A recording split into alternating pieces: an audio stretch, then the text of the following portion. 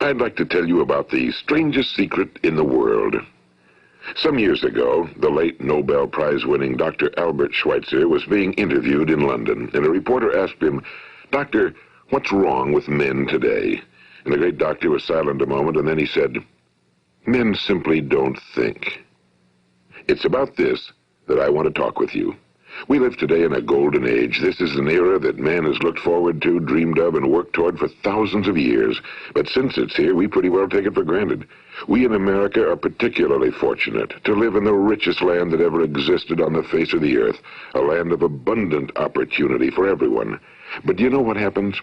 Well, let's take 100 men who start even at the age of 25. Do you have any idea what will happen to those men by the time they're 65? These 100 men who all start even at the age of 25 believe they're going to be successful. If you asked any one of these men if he wanted to be a success, he'd tell you he did. And you'd notice that he was eager toward life, that there was a certain sparkle to his eye, an erectness to his carriage, and life seemed like a pretty interesting adventure to him. But by the time they're 65, 1 will be rich. 4 will be financially independent. 5 will still be working. 54 will be broke. Now think a moment. Out of the 100, only 5 make the grade. Now why do so many fail? What has happened to the sparkle that was there when they were 25? What's become of the dreams, the hopes, the plans? And why is there such a large disparity between what these men intended to do and what they actually accomplished? When we say about 5% achieve success, we have to define success. And here's the best definition I've ever been able to find. Success is the progressive realization of a worthy ideal.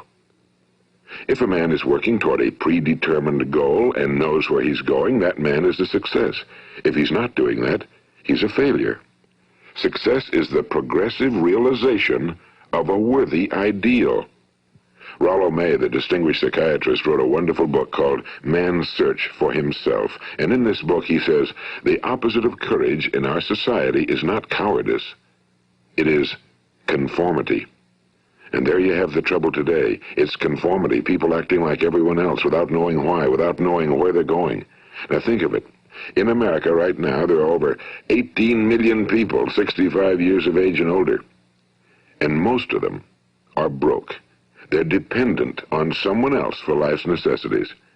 Now, we learn to read by the time we're 7. We learn to make a living by the time we're 25. Usually by that time, we're not only making a living, we're supporting a family. And yet by the time we're 65, we haven't learned how to become financially independent in the richest land that has ever been known. Why? We conform.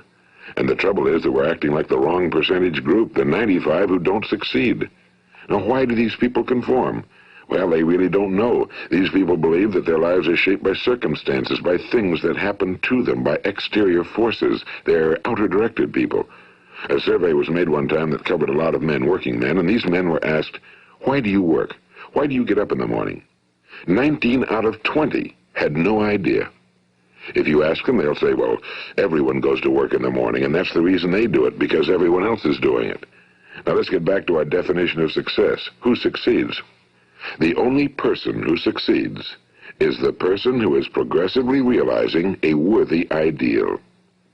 He's the person who says, I'm going to become this, and then begins to work toward that goal. I'll tell you who the successful people are. A success is the school teacher who's teaching school because that's what he or she wants to do. The success is the woman who's a wife and mother because she wanted to become a wife and mother and is doing a good job of it. The success is the man who runs the corner gas station because that was his dream. That's what he wanted to do.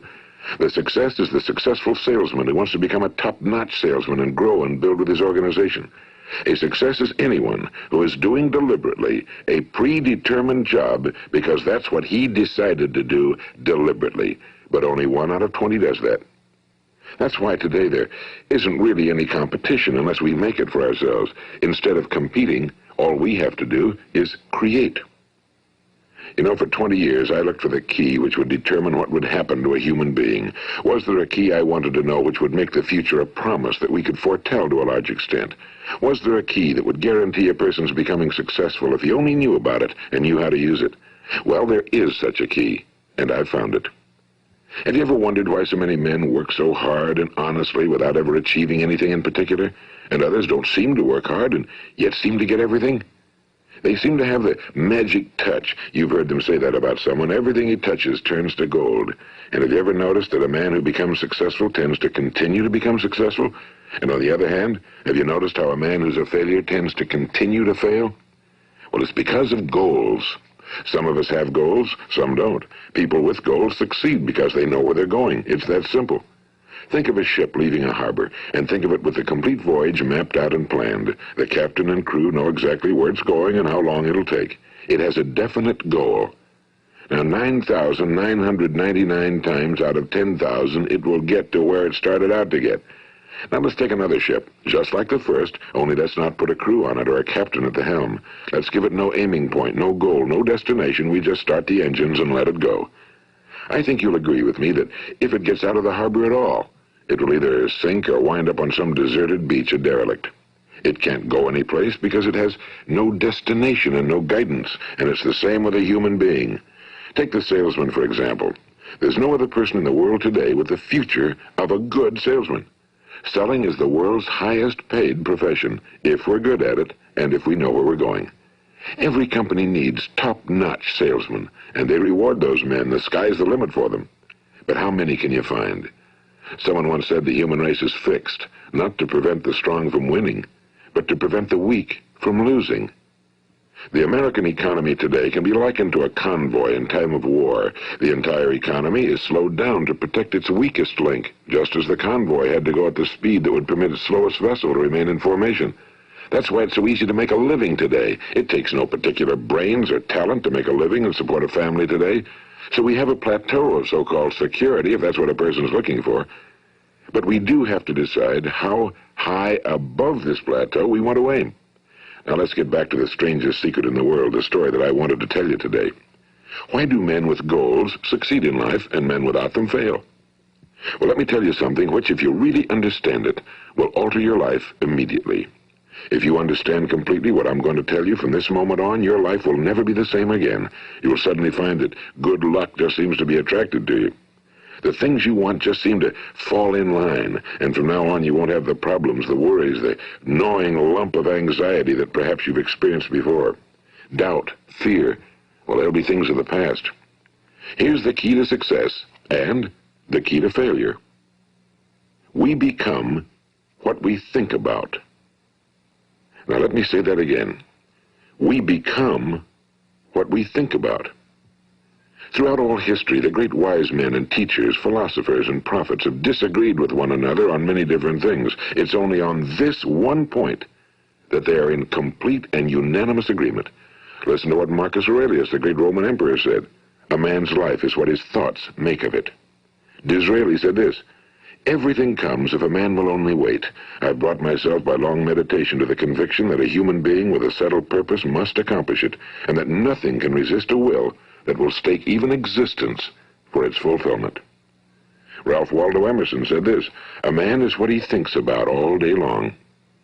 William James said, the greatest discovery of my generation is that human beings can alter their lives by altering their attitudes of mind. And he also said, we need only in cold blood act as if the thing in question were real, and it will become infallibly real by growing into such a connection with our life that it will become real. It will become so knit with habit and emotion that our interests in it will be those which characterize belief. And he also said, if you only care enough for a result, you will almost certainly attain it. If you wish to be rich, you will be rich. If you wish to be learned, you will be learned.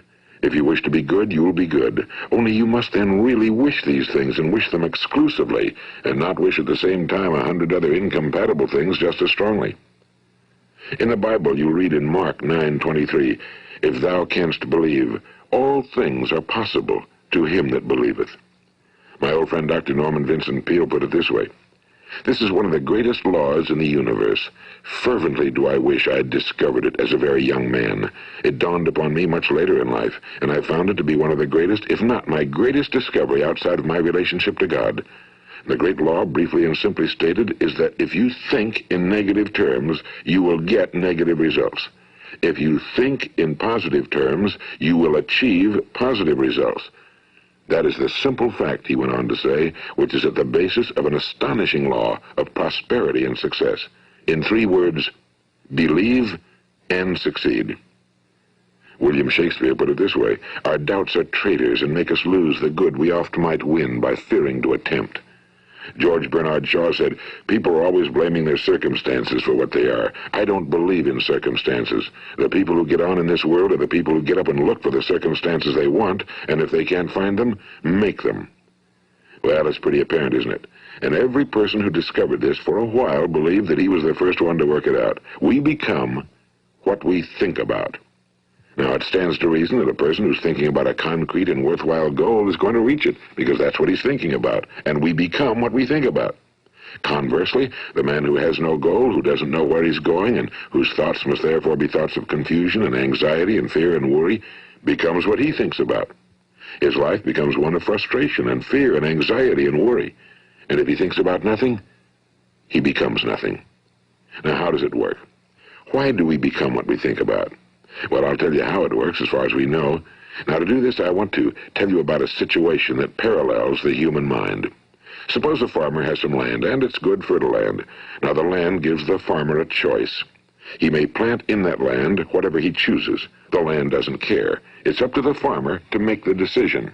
Now, remember, we're comparing the human mind with the land because the mind, like the land, doesn't care what you plant in it. It will return what you plant, but it doesn't care what you plant.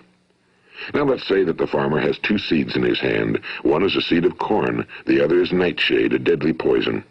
He digs 2 little holes in the earth, and he plants both seeds, one corn, the other nightshade.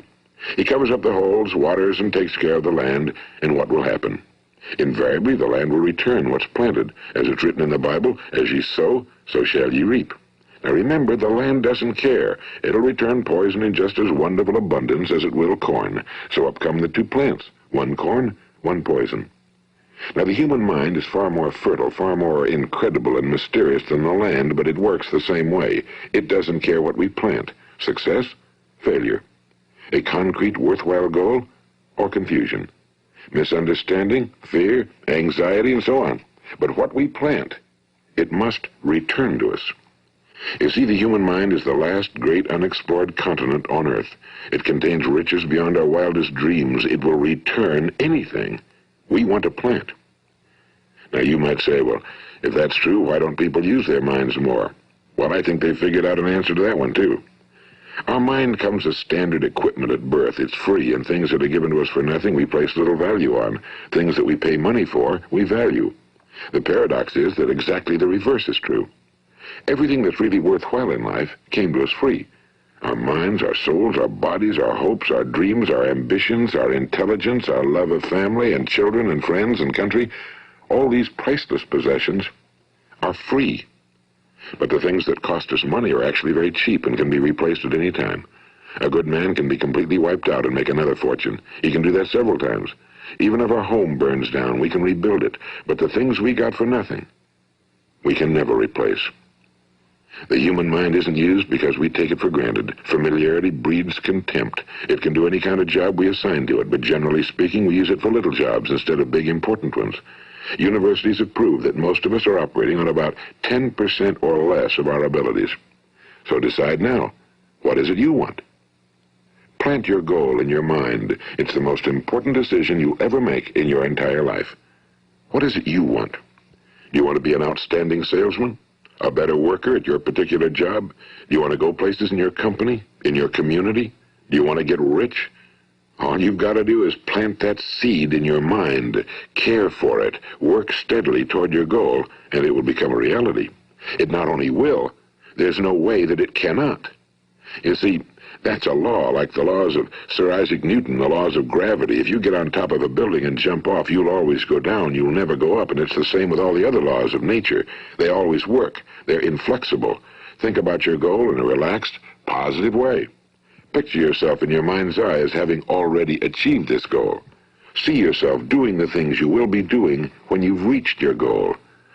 Ours has been called the phenobarbital age, the age of ulcers and nervous breakdowns and tranquilizers. At a time when medical research has raised us to a new plateau of good health and longevity, far too many of us worry ourselves into an early grave trying to cope with things in our own little personal ways without learning a few great laws that will take care of everything for us. These things we bring on ourselves through our habitual way of thinking. Every one of us is the sum total of his own thoughts.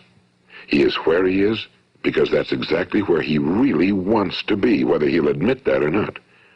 Each of us must live off the fruit of his thoughts in the future, because what you think today and tomorrow, next month and next year, will mold your life and determine your future. You're guided by your mind. I remember one time I was driving through eastern Arizona, and I saw one of those giant earth-moving machines roaring along the road at about 35 miles an hour with what looked like 30 tons of dirt in it. A tremendous, incredible machine, and there was a little man perched way up on top with the wheel in his hands guiding it. And as I drove along, I was struck by the similarity of that machine to the human mind. Just suppose you're sitting at the controls of such a vast source of energy. Are you going to sit back and fold your arms and let it run itself into a ditch? Or are you going to keep both hands firmly on the wheel and control and direct this power to a specific, worthwhile purpose? It's up to you. You're in the driver's seat. You see, the very law that gives us success is a two-edged sword. We must control our thinking. The same rule that can lead a man to a life of success, wealth, happiness, and all the things he ever dreamed of for himself and his family. That very same law can lead him into the gutter. It's all in how he uses it, for good or for bad.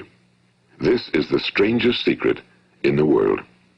Now, why do I say it's strange, and why do I call it a secret? Actually, it isn't a secret at all. It was first promulgated by some of the earliest wise men, and it appears again and again throughout the Bible, but very few people have learned it, understand it. That's why it's strange, and why for some equally strange reason it virtually remains a secret. I believe that you could go out and walk down the main street of your town and ask one man after another what the secret of success is, and you probably wouldn't run into one man in a month who could tell you. Now, this information is enormously valuable to us if we really understand it and apply it. It's valuable to us not only for our own lives, but the lives of those around us, our families, employees, associates, and friends. Life should be an exciting adventure. It should never be a bore. A man should live fully, be alive. He should be glad to get out of bed in the morning. He should be doing a job he likes to do because he does it well. One time I heard Grove Patterson, the great late editor-in-chief of the Toledo Daily Blade, make a speech, and as he concluded his speech, he said something I've never forgotten. He said, "My years in the newspaper business have convinced me of several things. Among them, that people are basically good, and that we came from someplace, and we're going someplace. So we should make our time here an exciting adventure. The architect of the universe didn't build a stairway leading nowhere." And the greatest teacher of all, the carpenter from the plains of Galilee, gave us the secret time and time again. As ye believe, so shall it be done unto you. I've explained the strangest secret in the world and how it works. Now, on this side, I want to explain how you can prove to yourself the enormous returns possible in your own life by putting this secret to a practical test. I want you to make a test that will last 30 days. It isn't going to be easy, but if you'll give it a good try, it will completely change your life for the better. Now, back in the 17th century, Sir Isaac Newton, the English mathematician and natural philosopher, gave us some natural laws of physics which apply as much to human beings as they do to the movement of bodies in the universe. And one of these laws is that for every action, there is an equal and opposite reaction. Simply stated, as it applies to you and me, it means we can achieve nothing without paying the price. The results of your 30-day experiment will be in direct proportion to the effort you put forth. To be a doctor, you must pay the price of long years of difficult study. To be successful in selling, and remember that each of us succeeds to the extent of his ability to sell. Selling our families on our ideas, selling education in schools, selling our children on the advantages of living the good and honest life, selling our associates and employees on the importance of being exceptional people. To, of course, the profession of selling itself. But to be successful in selling our way to the good life, we must be willing to pay the price. Now, what is that price? Well, it's many things. First, it's understanding emotionally, as well as intellectually, that we literally become what we think about, that we must control our thoughts if we're to control our lives. It's understanding fully that as ye sow, so shall ye reap. Second, it's cutting away all fetters from the mind and permitting it to soar as it was divinely designed to do. It's the realization that your limitations are self-imposed and that the opportunities for you today are enormous beyond belief. It's rising above narrow-minded pettiness and prejudice. And third, it's using all your courage to force yourself to think positively on your own problem, to set a definite and clearly defined goal for yourself, to let your marvelous mind think about your goal from all possible angles, to let your imagination speculate freely upon many different possible solutions, to refuse to believe that there are any circumstances sufficiently strong to defeat you in the accomplishment of your purpose, to act promptly and decisively when your course is clear, and to keep constantly aware of the fact that you are, at this moment, standing in the middle of your own acres of diamonds, as Russell Conwell used to point out. And fourth, save at least 10% of every dollar you earn. It's also remembering that no matter what your present job, it has enormous possibilities if you're willing to pay the price. Now let's just go over the important points in the price each of us must pay to achieve the wonderful life that can be ours. It is, of course, worth any price. 1. You will become what you think about. 2. Remember the word imagination and let your mind begin to soar. 3. Courage. Concentrate on your goal every day. 4. Save 10% of what you earn. And 5. Action. Ideas are worthless unless we act on them. Now, I'll try to outline the 30-day test I want you to make. Keep in mind that you have nothing to lose by making this test and everything you could possibly want to gain. There are two things that may be said of everyone. Each of us wants something, and each of us is afraid of something. I want you to write on a card what it is you want more than anything else. It may be more money. Perhaps you'd like to double your income or make a specific amount of money. It may be a beautiful home. It may be success at your job. It may be a particular position in life. It could be a more harmonious family. Each of us wants something. Now write down on your card specifically what it is you want. Make sure it's a single goal and clearly defined. You needn't show it to anyone, but carry it with you so that you can look at it several times a day. Think about it in a cheerful, relaxed, positive way each morning when you get up, and immediately you have something to work for, something to get out of bed for, something to live for. Look at it every chance you get during the day and just before going to bed at night. And as you look at it, remember that you must become what you think about, and since you're thinking about your goal, you realize that soon it will be yours. In fact, it's yours really the moment you write it down and begin to think about it. Look at the abundance all around you as you go about your daily business. You have as much right to this abundance as any other living creature. It's yours for the asking. Now we come to the difficult part. Difficult because it means the formation of what is probably a brand new habit, and new habits are not easily formed. Once formed, however, it will follow you for the rest of your life. Stop thinking about what it is you fear. Each time a fearful or negative thought comes into your consciousness, replace it with a mental picture of your positive and worthwhile goal. And there will come times when you'll feel like giving up. It's easier for a human being to think negatively than positively. That's why only 5% are successful. You must begin now to place yourself in that group. For 30 days, you must take control of your mind. It will think about only what you permit it to think about. Each day for this 30-day test, do more than you have to do. In addition to maintaining a cheerful, positive outlook, give of yourself more than you've ever done before. Do this knowing that your returns in life must be in direct proportion to what you give. The moment you decide on a goal to work toward, you're immediately a successful person. You are then in that rare and successful category of people who know where they're going. Out of every 100 people, you belong to the top 5. Don't concern yourself too much with how you're going to achieve your goal. Leave that completely to a power greater than yourself. All you have to do is know where you're going. The answers will come to you of their own accord and at the right time. Remember these words from the Sermon on the Mount, and remember them well. Keep them constantly before you this month of your test. Ask, and it shall be given you. Seek, and ye shall find. Knock, and it shall be opened unto you.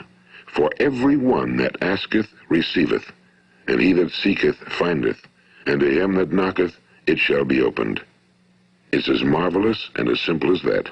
In fact, it's so simple that in our seemingly complicated world, it's difficult for an adult to understand that all he needs is a purpose and faith.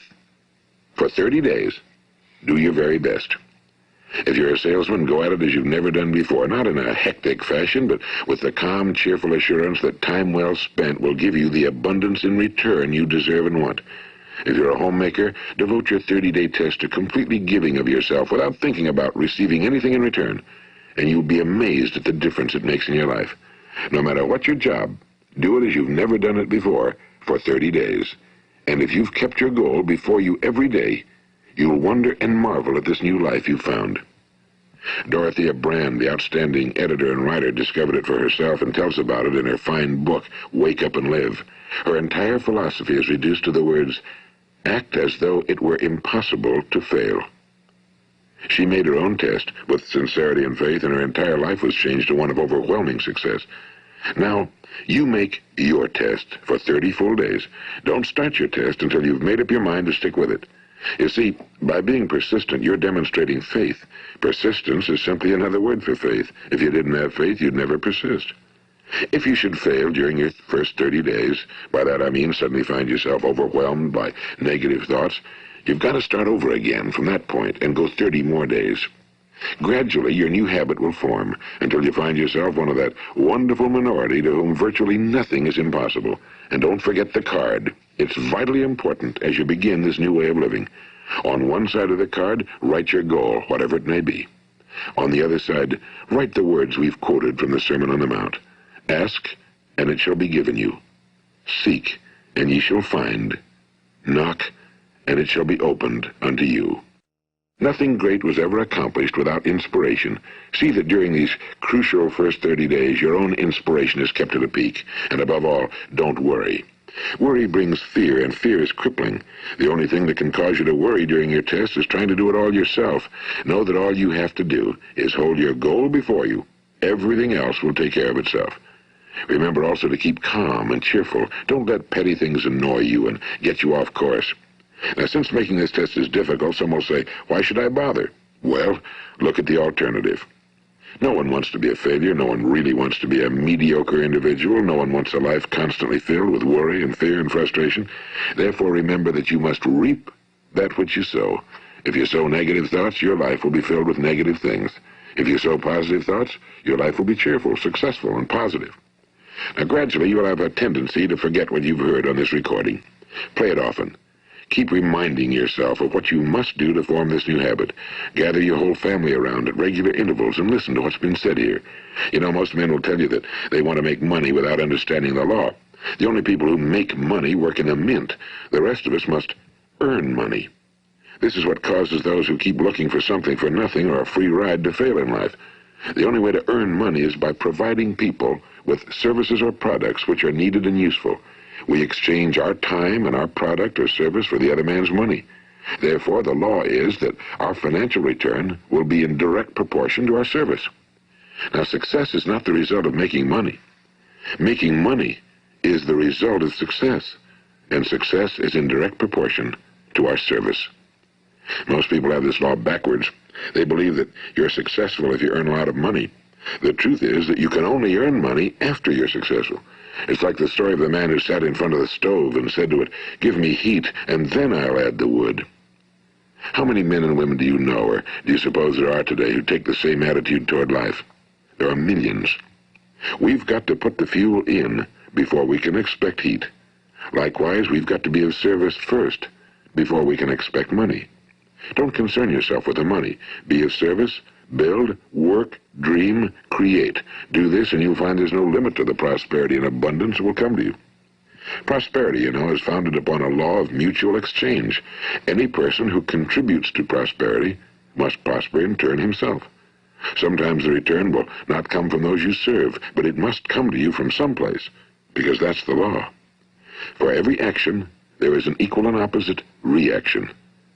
As you go daily through your 30-day test period, remember that your success will always be measured by the quality and quantity of service you render, and money is a yardstick for measuring this service. No man can get rich himself unless he enriches others. Now, there are no exceptions to a law. You can drive down any street in America and from your car estimate the service that's being rendered by the people living on that street. Had you ever thought of this yardstick before? It's interesting. Some, like ministers and priests and other devoted people, measure their returns in the realm of the spiritual, but again, their returns are equal to their service. Once this law is fully understood, any thinking person can tell his own fortune. If he wants more, he must be of more service to those from whom he receives his return. If he wants less, he has only to reduce his service. This is the price you must pay for what you want. If you believe you can enrich yourself by deluding others, you can end only by deluding yourself.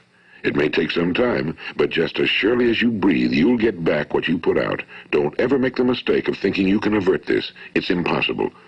The prisons and the streets where the lonely walk are filled with people who tried to make new laws just for themselves.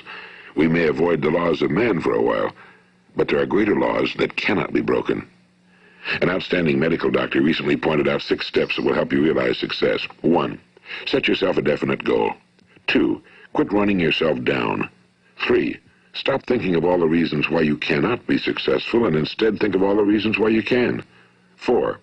Trace your attitudes back through your childhood and try to discover where you first got the idea you couldn't be successful, if that's the way you've been thinking. 5. Change the image you have of yourself by writing out a description of the person you would like to be. And 6. Act the part of the successful person you have decided to become. The doctor who wrote those words is a noted West Coast psychiatrist, Dr. David Harold Fink. Do what the experts since the dawn of recorded history have told you must do.